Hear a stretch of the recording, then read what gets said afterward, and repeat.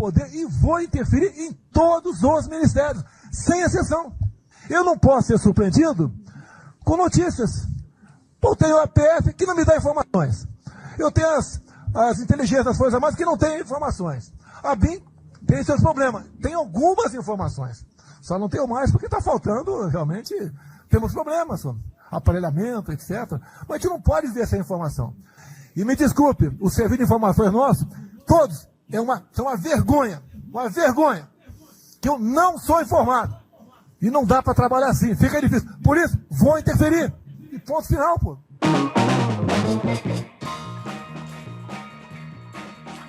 Caso você não se lembre, esse que falou aí, o Jair Bolsonaro, é alvo de nada menos que 25 investigações. E ainda tem mais uma dezena de pedidos aguardando decisão judicial. Uma parte dessas investigações tem a ver com crimes eleitorais, incluindo o caso que deixou ele inelegível depois de usar o cargo de presidente para reunir embaixadores e colocar em dúvida a urna eletrônica. Mas também tem várias acusações criminais que vão desde o vazamento de informações sigilosas depois do ataque hacker ao TSE até o caso do roubo das joias que pertencem ao patrimônio da União. Enfim, crime que não acaba mais. Mas a pergunta que a gente quer se fazer aqui no La Base Brasil de hoje é: não está demorando para o Bolsonaro ser condenado?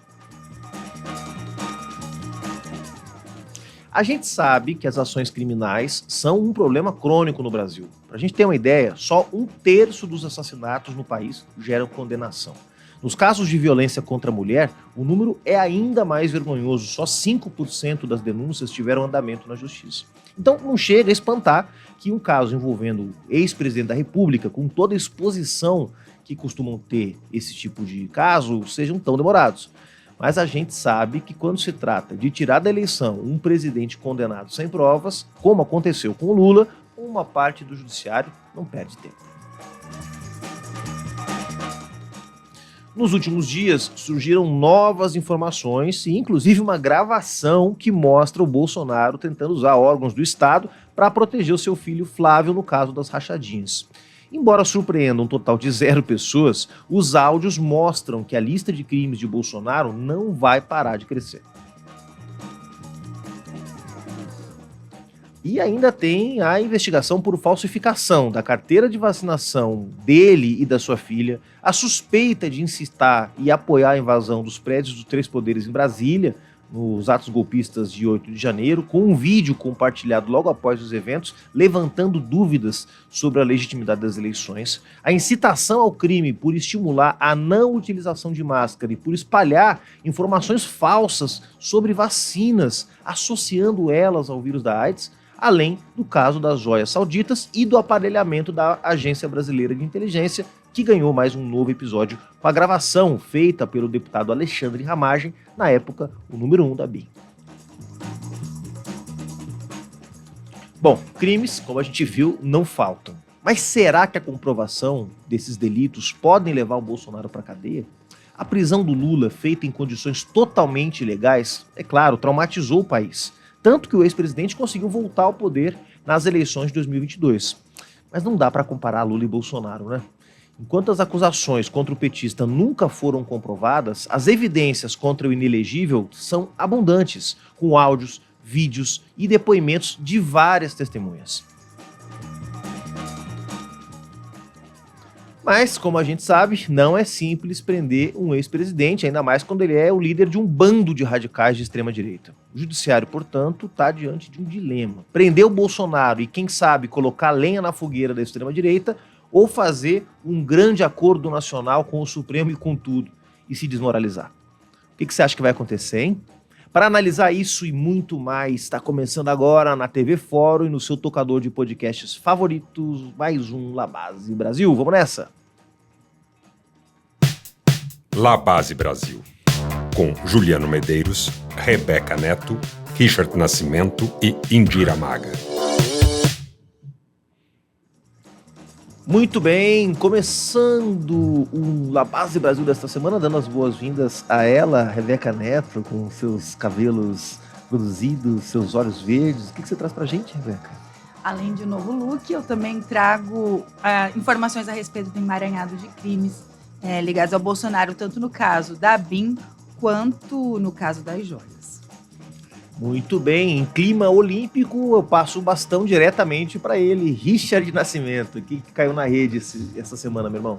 Salve, Juliano, Rebeca, Indira, você que está nos acompanhando.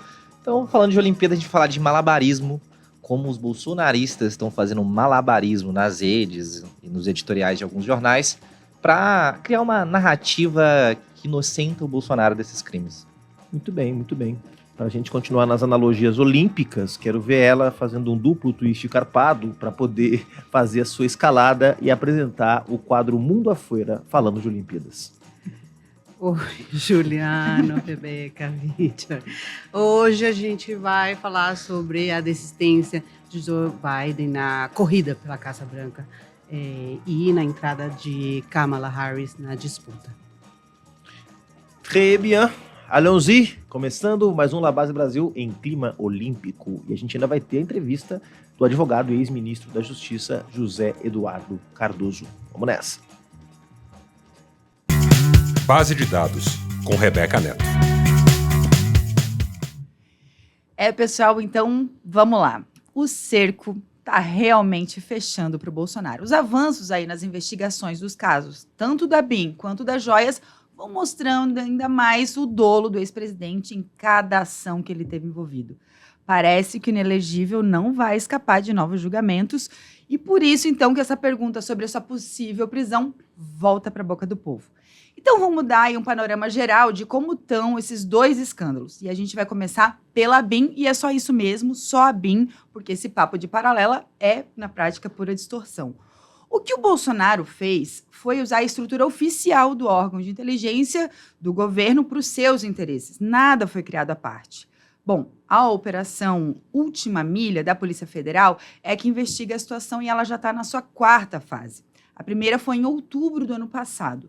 Naquela época, a corporação anunciou que estava investigando o uso indevido do sistema, do sistema de geolocalização de dispositivos móveis por servidores da ABIN sem a devida autorização judicial. De acordo com a PF, esse sistema de geolocalização é um software que invade a estrutura crítica da telefonia no Brasil. As investigações foram revelando aí uma série de atividades ilegais e abusos da estrutura pública.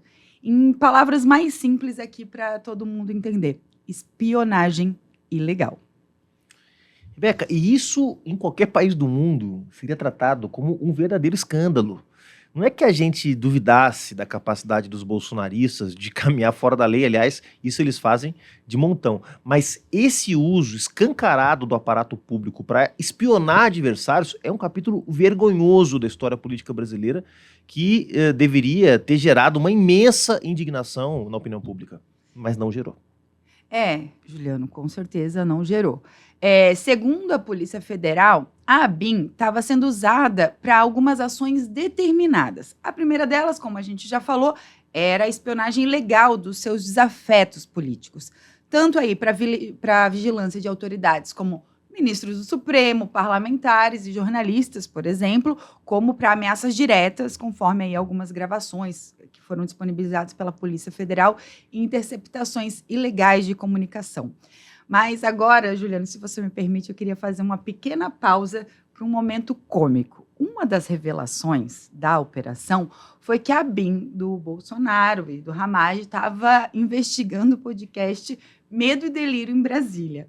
Em uma das conversas dizia o seguinte: tô quase descobrindo aqui a pessoa por trás do perfil do Twitter Tesoureiros do Jair e já descobri um integrante do Medo e Delírio em Brasília. Bom, caso você não saiba, o Medo e Delírio em Brasília é um podcast sensacional que a gente aqui no La Base é fã sobre política e que em todos os episódios, há anos, fala explicitamente os nomes de Cristiano Botafogo e Pedro Daltro, que são os 2 produtores do programa.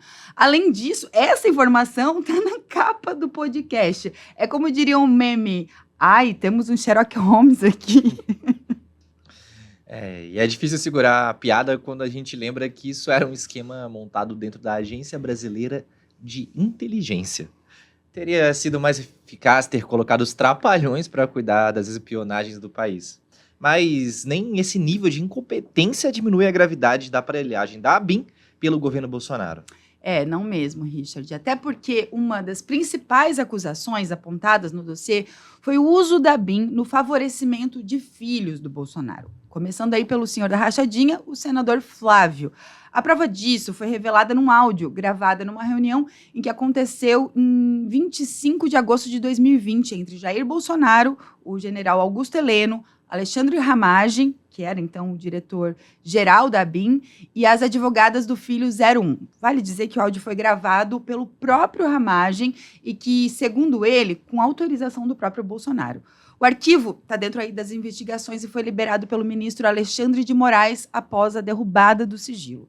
No encontro, o Bolsonaro sugeriu procurar o secretário especial da Receita Federal, José Tostes, e o chefe da Serpro, que é uma empresa de tecnologia e processamento de dados do governo federal, para tratar das investigações contra o Flávio e, de certa forma, aliviar o lado do próprio filho.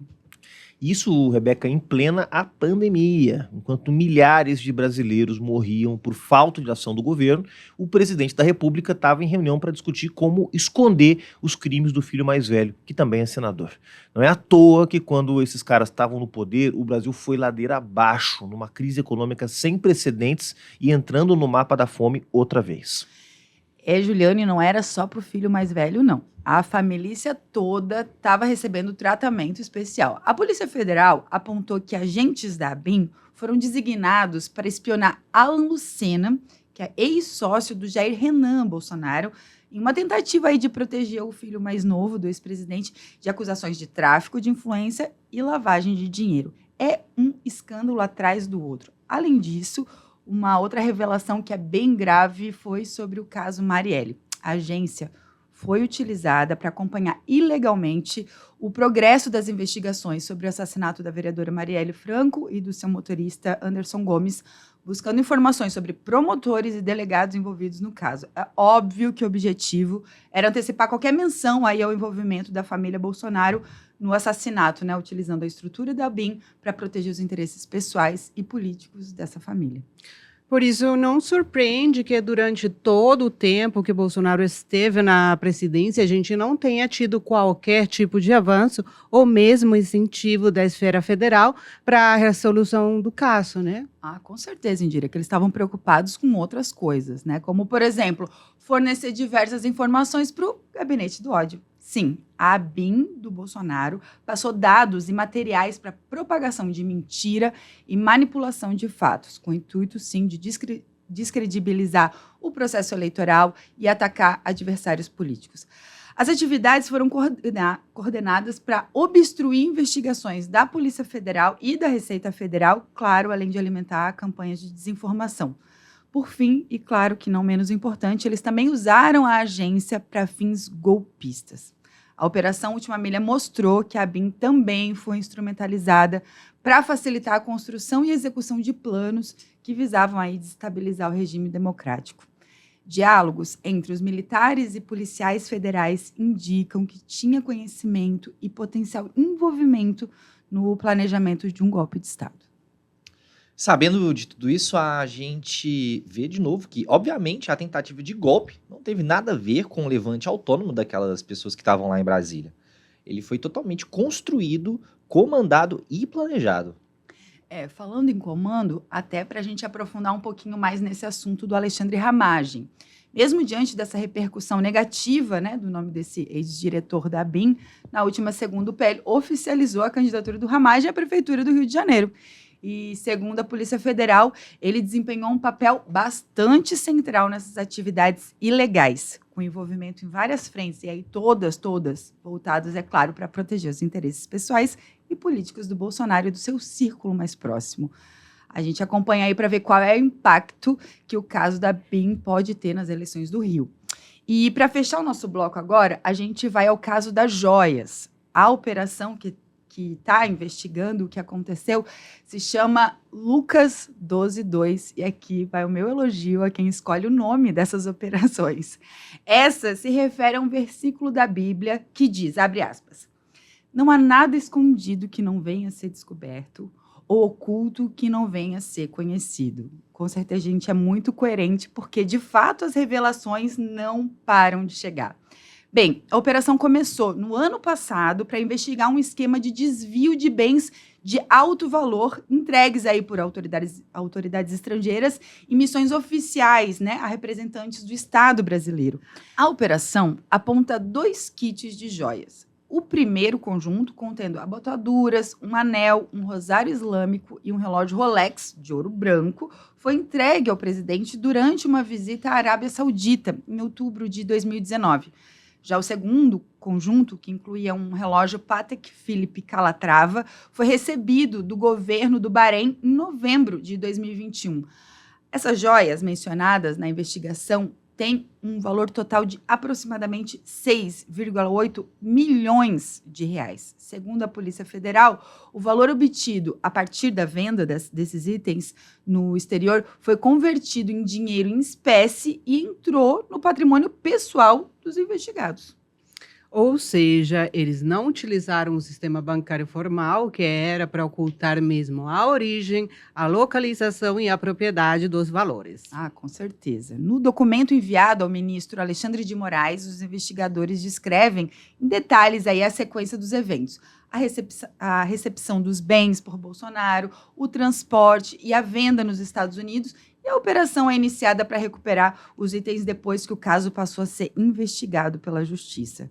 Sobre os suspeitos, além do Jair Bolsonaro, a PF também indiciou 11 pessoas, entre elas Bento Albuquerque, que é o ex-ministro de Minas e Energia, Fábio Van Garten, o ex-chefe da Secretaria de Comunicação Social, o Frederico Assef, advogado do Bolsonaro, o Mauro Cid, né, que é o ex-ajudante de ordens do Bolsonaro, e o Mauro César Lourena Cid, que é general do Exército e pai do Mário Cid. E, Rebeca, e puxando para o que interessa a todo mundo, ou quase todo mundo nesse caso, em quais crimes o Bolsonaro foi indiciado? Então, bora lá, Richard. A Polícia Federal indiciou o Bolsonaro por associação criminosa, lavagem de dinheiro e peculato ou apropriação de bem público. A pena pode variar de 10 até 32 anos. E lembrando, como disse o Juliano lá no começo, o inelegível coleciona uma penca de investigações, incluindo ameaças ao Estado Democrático de Direito, incitação ao crime, falsificação de documentos, e a lista vai longe. Se todas essas condenações realmente saírem, ele pode passar mais tempo na cadeia do que passou na Câmara, sem aprovar projeto nenhum. E lembrando que a gente defende que a Justiça, o Judiciário, faça o seu trabalho como manda a lei, só isso. A Lava Jato e o uso escancarado do sistema de justiça para perseguir a esquerda deixou um legado terrível para o Brasil, que a gente não quer que se repita, é óbvio. Mas também não dá para fazer cálculo de conveniência para definir quando que é melhor julgar ou condenar quem quer que seja.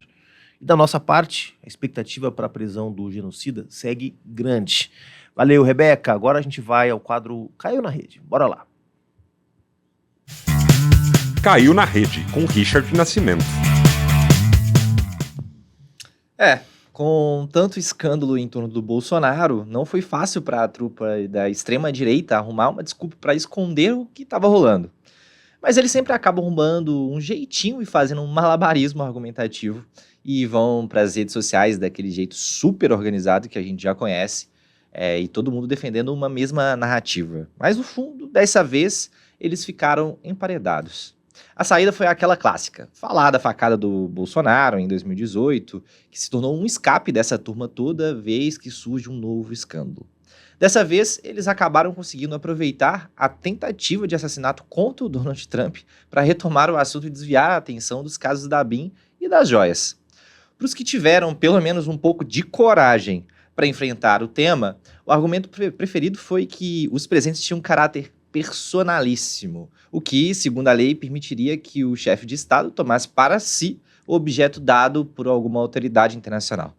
Em entrevista à CNN, e acredite se quiser, o Eduardo Bolsonaro quis ser irônico dizendo que o Brasil não tem um braço para usar um relógio, reforçando essa ideia fantasiosa que o presente era pessoal.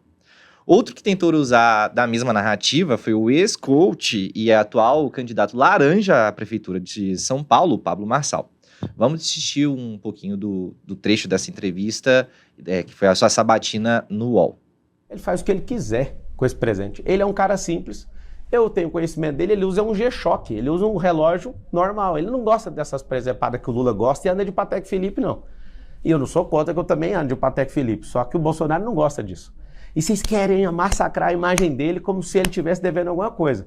Se ele não pode ficar com os presentes, eu duvido que ele vai ficar, é só devolver. A única coisa que o Marçal esqueceu foi que o Bolsonaro não tentou devolver os objetos. Ele vendeu, ganhou quase 7 milhões de reais com o Trambique.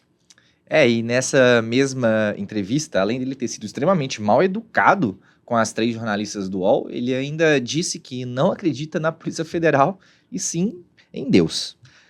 E que a mídia estaria fazendo um bombardeio em cima de Bolsonaro. Como se um presidente vendendo escondidos joias da União nos Estados Unidos não fosse indigno de todas as capas de jornais. E de quem a gente fala agora? Dele mesmo. Um folhetim da direita que a gente sempre fala aqui no La Base Brasil. A Gazeta do Povo. E junto vem o jornalista Adrilles Jorge numa coluna em vídeo chamada Em Alta.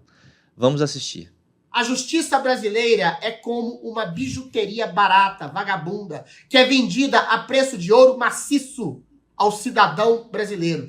Essa bijuteria em forma de falsa justiça diz que a democracia derrotou o que eles chamam de bolsonarismo, elegendo ao poder um condenado por corrupção por uma dezena de juízes em 3 instâncias. Mas não basta para eles. Eles querem prender Bolsonaro. E aí serve qualquer coisa. De uma simples reunião com embaixadores para aprimorar o processo eleitoral, já o tornaram inelegível. Agora querem criar uma intenção de uma tentativa de um golpe que nunca houve para trancafiá-lo. E se não der, inventam agora joias roubadas dadas de presente para que o cidadão brasileiro ache que Bolsonaro é um ladrão de joia. É interessante a gente assistir isso para tentar entender o que se passa na cabeça desse pessoal. A dramaticidade na fala, a tentativa de um texto poético, vale tudo para sustentar a fábula do Bolsonaro inocente. Até porque se a máscara de bom moço do Bolsonaro cair, isso para quem obviamente ainda vive nesse conto de fadas, ele leva um monte de gente junto, inclusive a turma que finge que faz esse jornalismo mais sério. E quem tenta apontar isso está incomodando.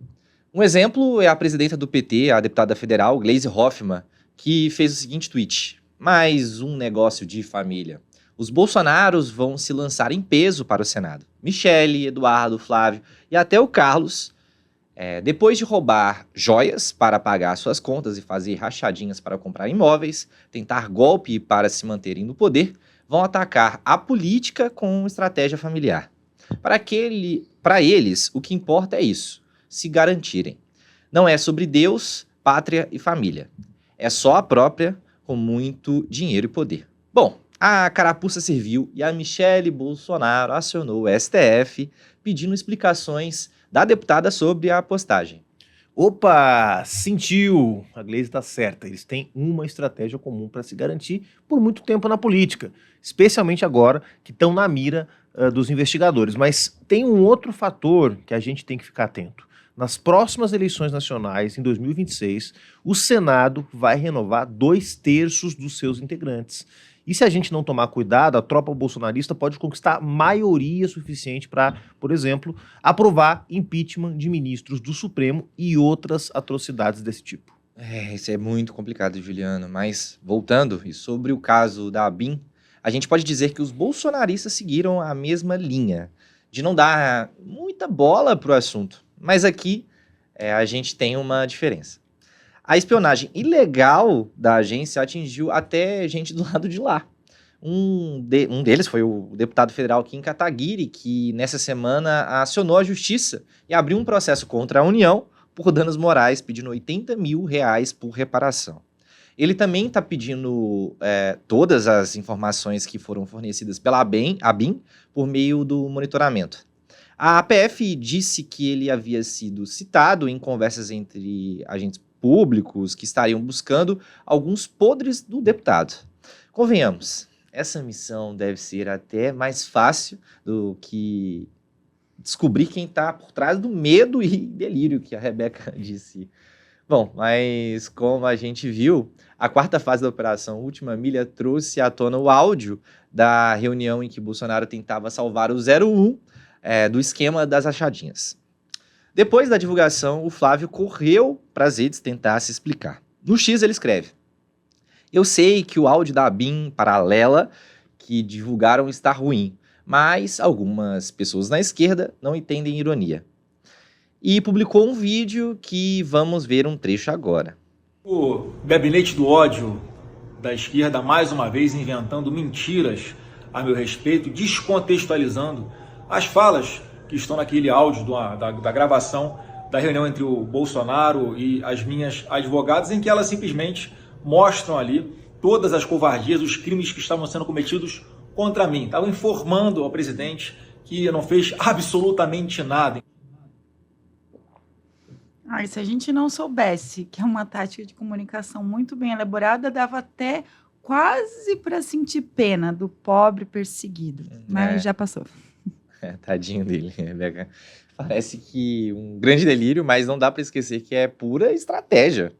Quem também entrou nessa foi o deputado federal Gustavo Gaia, do PL. Vamos ouvi-lo.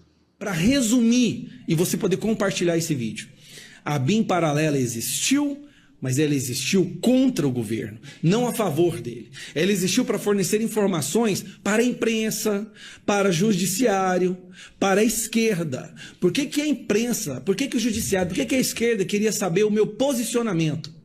Por que eles estavam preocupados em saber onde eu estava? Sendo que eu era um apoiador do Bolsonaro, não tinha mandato, eu era um cidadão comum. A ABIN estava sendo usada para monitorar cidadãos comuns que apoiavam o presidente da República. Ele realmente quer fazer a sua base acreditar que o presidente Lula, que estava preso ainda em 2019, estava comandando um esquema de espionagem dentro do governo Bolsonaro. É mesmo uma história para o tio do Zap repassar no grupo da família. Mas Gaia foi ainda mais longe. Depois da divulgação do áudio da reunião, o deputado goiano enviou um requerimento de informação ao Ministério da Fazenda. No documento, ele pede que sejam solicitadas informações ao senhor ministro da Fazenda em relação a uma suspeita que um grupo de servidores da Receita Federal do Brasil realizaram acesso de forma irregular a dados sigilosos de alvos determinados com fins políticos visando prejudicar certos parlamentares. O desespero deve estar batendo forte para o Gaia tentar inventar algo tão estapafúrdio. É isso, Indira. E, por último, vale destacar que boa parte da imprensa nacional segue bem quieta sobre uma possível prisão de Bolsonaro. A gente só não sabe se é o trauma da Lava Jato ou se estão passando pano mesmo. Já as mídias independentes seguem um caminho inverso. O Intercept Brasil fez uma longa reportagem e já na manchete perguntava: Bolsonaro na cadeia? Investigação comprovou peculato, lavagem de dinheiro e associação criminosa no caso das joias. A matéria cita o bolsonarista Augusto Nunes, que havia feito uma publicação dizendo que não havia clima para a prisão de Bolsonaro. O jornalista autor da matéria, João Filho, arremata assim: bobagem. Bolsonaro ainda é uma figura popular, mas as manifestações em seu apoio têm levado cada vez menos gente às ruas. Não só há clima, Augusto, mas há provas, muitas provas. Selva. Prova é o que não falta, né, Richard? E o que parece estar ditando o ritmo das investigações até agora é, de fato, um cálculo de cautela para não jogar fogo no país e só avançar para prender um Bolsonaro quando o processo for, digamos assim, inquestionável. Pelo menos é o que a gente espera. Obrigado, viu, Richard? Agora a gente vai para o nosso penúltimo bloco do dia, Mundo Afuera. Mundo Afuera, com Indira Maga. E bem, Kamala Harris será a candidata democrata à presidência dos Estados Unidos nas eleições de 2024. A atual vice-presidenta do país ainda não foi confirmada oficialmente e isso só deve acontecer no mês que vem, mas ela já tem os apoios necessários dentro do partido para ser indicada. Se vencer, Kamala será a primeira presidenta mulher do país. E isso acontece, claro, depois do anúncio da desistência do Joe Biden no último domingo, que pegou de surpresa até seus assessores mais próximos. Segundo diversos relatos da mídia norte-americana, a equipe da campanha ficou sabendo disso 1 minuto antes da carta de desistência ser postada nas redes sociais do atual presidente. O Biden, como você que está nos assistindo sabe, vinha sofrendo uma pressão enorme para desistir da candidatura depois do desempenho pífio no primeiro debate da corrida eleitoral e também do atentado contra Trump. Além disso, ele estava em isolamento depois de anunciar que pegou Covid. A pressão vinha de todos os lados, dos deputados e senadores democratas que estavam preocupados com as suas próprias reeleições e com a possibilidade do partido ficar em minoria nas duas casas legislativas. Da mídia tradicional do país, que é tradicionalmente mais ligada ao Partido Democrata, e inundou as suas páginas com textos defendendo a desistência do presidente, dos maiores financiadores da campanha, inclusive figuras como o ator George Clooney, e por último, e provavelmente mais importante, de Barack Obama, de quem Biden foi vice-presidente por 8 anos, que agiu nos bastidores e foi determinante para a decisão do presidente. Outra pessoa central na desistência de Joe Biden foi Nancy Pelosi, que é ex-presidenta da Câmara e uma figura toda poderosa no Partido Democrata. E nessa quarta-feira, o presidente norte-americano fez o primeiro discurso depois da desistência, em que diz que saiu da candidatura para salvar a democracia e que escolheu passar a tocha para uma nova geração, falando, claro, de Kamala Harris. Muito bem, e a Indira achou a analogia com as Olimpíadas que nós estávamos cobrando. A decisão do Biden é realmente impactante. Nunca um candidato tinha desistido tão perto assim da eleição, ainda mais sendo o presidente no exercício do cargo. E bom, ainda bem que desistiu, né? Porque estava cada dia mais claro que, sendo ele o candidato, a vitória do Trump seria certa. E, pelo jeito, foi exatamente isso que convenceu o Biden de que ele deveria desistir. Provaram para ele que, segundo as pesquisas, não seria possível vencer Trump se o seu nome estivesse nas cédulas em novembro. Pois bem, Kamala Harris já está em plena campanha, fazendo comícios nos estados decisivos e teve boas notícias. Em 2 pesquisas feitas depois da desistência de Biden, a candidatura democrata teve um salto nas intenções de voto. Na primeira, feita pela Reuters Ipsos, ela marcou 44% contra 42% de Trump. Na segunda, da Morning Consult, a diferença é a mesma, mas invertida. O republicano marca 47%, enquanto a democrata fica com 45%. Mas o principal é que ela pontua muito melhor do que Biden nas duas. Lembrando que, como a gente já falou em episódios anteriores, a eleição norte-americana é indireta, definida pelo colégio eleitoral eleito nos estados, então seria necessário ver dados dos locais decisivos, os chamados swing states, para entender como, de fato, essa corrida eleitoral está nesse momento. Ai, mas assim, né, Indira, mesmo assim, só de ter a possibilidade do Trump ser derrotado já gera um certo alívio na gente. Totalmente. E a entrada da Kamala Harris na campanha animou bastante a base democrata e, principalmente, quem paga a conta. Nas primeiras 24 horas, a campanha arrecadou nada menos que 80 milhões de dólares, superando, inclusive, a cifra que Donald Trump conseguiu arrecadar depois de ser condenado, no caso envolvendo a ex-atriz pornô Stormy Daniels. Esse se tornou o valor recorde em um mesmo dia na história das eleições norte-americanas. E mais importante, foram quase 900 mil doadores diferentes nessas primeiras 24 horas. E 60% deles doaram pela primeira vez nessa eleição. Em uma campanha que custa bilhões e depende totalmente do financiamento privado, nem preciso dizer quanto isso é determinante para o resultado final. Como se diz no futebol, parece que agora que a Copa vai começar para valer. Antes parecia que a eleição nos Estados Unidos estava basicamente liquidada e agora voltou a ter disputa. A eleição, na prática, começou do zero. E isso é uma péssima notícia para o Donald Trump. Ou seja, é uma boa notícia para todo mundo que defende a democracia. É bem por aí, Juliano. O debate agora se volta para a escolha do candidato a vice da chapa com Kamala Harris e vários nomes estão colocados ali nos debates internos do Partido Democrata. Mas uma coisa é quase certa: o escolhido deve ser um homem branco que se comunique mais com o eleitor de classe média baixa nos Estados Unidos, que em geral é quem decide a eleição. O vice da Kamala provavelmente deve ser uma pessoa menos identificada com ideais mais progressistas ou liberais, como são chamados nos Estados Unidos. E isso é importante porque a campanha de Trump já está tentando taxar a atual vice-presidenta como uma pessoa de extrema esquerda. O que obviamente está longe de ser verdade. E convenhamos que é bem difícil imaginar os Estados Unidos elegendo uma mulher negra para presidenta, ainda mais uma que é vista como progressista ou de esquerda.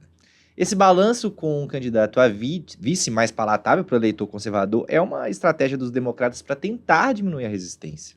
Difícil saber se isso vai ser suficiente, Richard, mas o fato é que a substituição de Biden por Kamala mudou a corrida eleitoral. Segundo alguns analistas, a entrada dela pode fazer com que a eleição finalmente debata as principais questões do país, já que antes estava dominada pelo tema da idade de Joe Biden. Há também a expectativa de que agora volte a ganhar força a divisão demográfica tradicional entre democratas, que em geral vão bem entre eleitores não brancos e jovens, e os republicanos, que têm preferência da classe média branca e mais velha. Além disso, como tem um forte sentimento de mudança na população americana, a candidatura de Kamala Harris pode ganhar algum fôlego em relação ao Biden.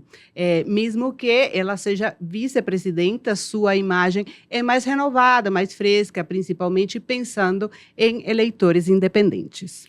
Agora a questão que fica é qual vai ser a plataforma política da Kamala Harris. Ela, em tese, tem algumas diferenças com Biden em temas importantes, mas resta saber o quanto isso vai se expressar na campanha. Exatamente. Kamala Harris tem um histórico de posições mais moderadas e já defendeu que a legislação sobre o aborto, por exemplo, deve ser mais protetiva em relação aos direitos das mulheres e ter proposto também um plano de combate às mudanças climáticas que incluía um investimento massivo de cerca de 10 trilhões de dólares, bem maior do que o orçamento que Biden conseguiu aprovar. Todos esses temas são centrais hoje nos Estados Unidos e diferenciam, ainda que não muito, a Kamala de Biden. Mas a eleição deve mesmo ser decidida pela economia. Por mais que um país esteja em uma situação de pleno emprego e crescendo mais do que o esperado, a percepção de uma inflação grande demais e de queda no poder de compra tem corroído o apoio atual do governo na classe trabalhadora do país, especialmente no chamado Cinturão do Sul, região do sul e sudeste dos Estados Unidos, com forte presença de indústrias e agricultura. Exatamente, Indira. A disputa pelo comando da maior economia do planeta recomeçou praticamente do zero. E por mais que os democratas não inspirem nenhuma simpatia aqui do nosso lado, basta lembrar o papel vergonhoso que os Estados Unidos cumpriu recentemente financiando Israel para a promoção do massacre em Gaza e tanto outros eventos, derrotar o Trump é necessário para barrar o avanço da extrema-direita no mundo todo. Trump na Casa Branca significa fortalecer o bloco liderado pelo Benjamin Netanyahu em Israel, o Javier Milei na Argentina, a direita europeia e até mesmo a família Bolsonaro. Lá e aqui, a unidade contra a direita é um imperativo. Obrigado, Indira. Agora a gente vai à entrevista da semana com o ex-ministro da Justiça e advogado José Eduardo Cardoso. Labase Entrevista. Ministro, te agradecer antes de mais nada a tua participação aqui no Labase Brasil e já queria começar perguntando, a gente fez aqui uma extensa análise sobre o que pode e o que deve acontecer em relação às diversas ações, especialmente as ações penais que estão aí sendo preparadas contra Jair Bolsonaro. Eu queria começar te ouvindo, qual a tua impressão sobre todo o desenvolvimento dessa questão dos crimes cometidos pelo Bolsonaro no Poder Judiciário. Bem-vindo. Bom, primeiro eu quero agradecer a oportunidade, a honra, o privilégio de estar com vocês aqui no Labase.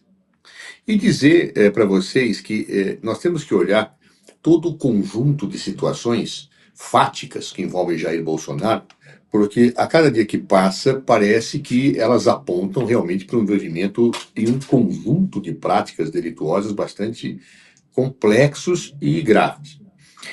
Nós temos, sob apuração no Supremo Tribunal Federal, vários fatos. Vai desde a apuração da venda das joias, que esses dias agora estourou, vai da montagem da ABIN paralela, vai pela tentativa de golpe de Estado do dia 8, vai ainda na questão da falsificação da carteira, para que lá constasse a ideia que ele tinha sido vacinado. De certa forma, a primeira pergunta que pode surgir é: será que são fatos isolados ou eles têm alguma conexão? Tudo leva a crer que tenham uma conexão. Claro, é uma conexão que mostra, primeiro, o desejo de Jair Bolsonaro de permanecer no governo e que isso foi notabilizado pela tentativa de deslegitimar as eleições e também por tentar articular um golpe de Estado. Isso me parece claramente provado pelos depoimentos que mostram que ele chamou os comandantes militares das três forças, Exército, Marinha e Aeronáutica, para propor efetivamente uma situação de sublevação para que o novo governo não assumisse. Ao que consta, 2 desses comandantes não concordaram com essa ideia e apenas um concordou efetivamente com esta situação. Diante deste contexto, parece claro já a intenção dele em constituir e fazer um golpe de Estado. O próprio discurso que ele desenvolve de legitimação da eleição, chamando inclusive embaixadores de todo o mundo para dizer que a eleição seria fraudada, mostra a busca de construir antecipadamente uma legitimação para a sua permanência no poder. Ou seja, tudo se encaixa e vai se somando até a sua não ida à posse de Lula, para não legitimar a passagem da faixa, a ficar num país estrangeiro, estrategicamente observando a situação, e no dia 8 deflagrar-se aquela situação desastrosa que, a meu ver, visava criar tumulto na ordem pública e fazer com que as Forças Armadas fossem chamadas a intervir para garantir a lei e a ordem, e a partir daí a situação sairia totalmente de controle do novo governo que tinha acabado de se instalar. Aí vocês vão falar: bom, mas o que tem a ver isso com joias e com vacinas? Ora, parece claro que ele recebeu dinheiro no exterior para se manter. E parece claro, então, portanto, que tinha todo um conjunto de apoio através dessas vendas de joias e de entrega de joias para uma situação eventual dele poder se manter, articular, se locomover. Claro? Ou seja, ele recebeu lá dinheiro vivo, vendendo dinheiro público. E para que isso? Provavelmente isso se enquadra nesse contexto de situações que nós estamos apontando. E aí vocês vão dizer: bem, mas para que falsificar a questão da vacina? Porque provavelmente, ainda naquele momento em que tudo estava sendo planejado, alguns países exigissem, para locomoções internas dentro dele ou externas, a comprovação da vacina. E ele não tinha tomado, nem ele nem sua filha. Então, mostra claramente ali uma arquitetação, né? Um arquitetar, né? De uma coisa desconjuntada, de um golpe de Estado mulambento, feito por um exército de Brancaleones e realmente atrapalhados. Mas o fato de um golpe de Estado ser feito por pessoas desastradas e dotadas de poucas luzes intelectuais não significa que não houve uma tentativa. Não é? Ou seja, a má sofisticação de uma tentativa de golpe não descaracteriza que é uma má tentativa de golpe. Então, tudo isso se soma a um conjunto de crimes que desfilam pelo Código Penal inteiro e, seguramente, o Ministério Público tomará as medidas cabíveis para denunciar Jair Bolsonaro em cada um deles, para que ele responda na forma da lei pela gravidade da sua conduta. É muito interessante essa abordagem que você faz de, digamos assim, relacionar os vários crimes que de fato estão por trás desses crimes, não só uma atitude criminosa, mas um plano, né, que articula um interesse que por trás desses crimes é um interesse de natureza fundamentalmente política, né? E olhando, ministro, essa dimensão do judiciário, então tirando um pouco o foco do Bolsonaro e olhando para o judiciário. A Vaza Jato, a prisão do ex-presidente Lula, né, essa tragédia que assolou o país em termos econômicos e políticos, e claro, também judiciais, porque estimulou uma série de malfeitos no âmbito da justiça, marcou muito fortemente o país e a política no país nos últimos anos, né? E nós estamos diante de um refluxo desse movimento, felizmente, né, desmascarado pela Vaza Jato. Agora, a pergunta que fica é: será que é possível que, para evitar que se cometam os erros que foram cometidos contra o presidente Lula, que foi condenado sem provas, que teve sua condenação confirmada do jeito que foi confirmada pelos desembargadores do Tribunal Regional Federal da 4ª Região, quer dizer, que esse processo todo da Lava Jato cria agora um constrangimento para que o judiciário leve às últimas consequências as investigações, o julgamento e uma eventual condenação do Bolsonaro? Porque a grande dúvida que fica agora é essa: será que não pode vir um acordo com o Supremo e com tudo aí na frente? Eu espero que não. Existem algumas premissas que eu acho que são muito importantes para serem desenhadas. A democracia, ela deve tolerar tudo, menos aqueles que devem efetivamente ser punidos porque tentam violentá-la, ou seja, que tentam destruí-la. Eu me lembro de uma frase que eu acho que é atribuída a Goebbels, pelo que me lembro, em que ele dizia que a democracia é uma piada, porque é o único sistema que permite que sejam eleitos aquelas pessoas que querem destruí-la. Ou seja, nós não podemos tolerar esse tipo de coisa. Quem não se impõe ao respeito não se fará respeitar nunca. Se a democracia brasileira não tomar posições muito claras e contundentes em relação àqueles que a violentaram e que, claro, iriam pretender aprofundar esta violência, efetivamente nós estamos desmoralizados como país democrático. Acho que o renascer das tumbas do autoritarismo tem a ver com posturas complacentes que nós tivemos no passado, com aqueles que utilizaram o Estado indevidamente para torturar, para fazer valer a sua visão de mundo, e inclusive suprimindo a democracia durante tantos anos no Brasil. Nós somos muito complacentes. Ser complacente, de novo, significa repetir o erro. Significa repetir a possibilidade do futuro, o fantasma do autoritarismo chegar, se instalar, e aí, talvez com mais cabeça, com mais neurônios, com mais arquitetar adequado, possa efetivamente dar certo para desespero daqueles que defendem valores humanistas e que defendem valores democráticos. Então, portanto, eu espero que o Poder Judiciário seja absolutamente rigoroso, dentro da lei, respeitando direitos, não fazendo abusos como fez a Lava Jato, mas que cumpra a lei. Os fatos são mais que evidentes. As provas são cristalinas e praticamente irretorquíveis. Deve ser garantido, ele defende Jair Bolsonaro. Sim, deve ser garantido. Mas outro dia me perguntavam o que eu faria se fosse o advogado de Jair Bolsonaro, que tese eu construiria para defendê-lo. Eu diria, olha, eu subestabeleço para outro, porque eu não seria capaz de fazer uma defesa Estamos diante de tantas evidências e tantas demonstrações de que, efetivamente, ele era o mentor desse conjunto de situações absurdas que marcou o nosso último período.